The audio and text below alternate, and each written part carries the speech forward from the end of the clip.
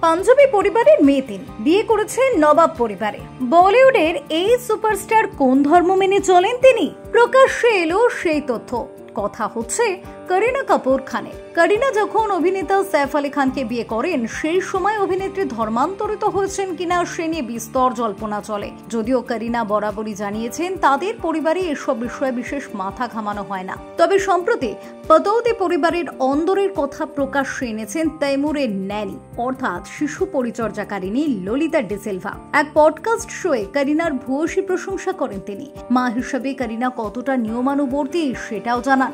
তার দুই ছেলে তৈমুর এবং জেহ দুজনকে গভীর মূল্যবোধের মধ্য দিয়ে বড় করে তুলছেন। ললিতা বলেন, অসাধারণ মা, তিনি খুবই নিয়মানুবর্তিতার মধ্য দিয়ে চলেন।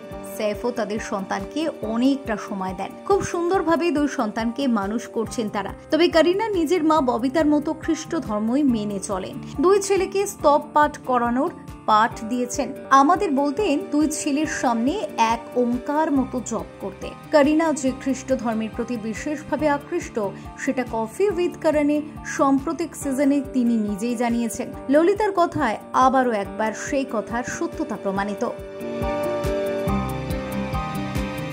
ব্যুরো রিপোর্ট, নবীন নিউজ।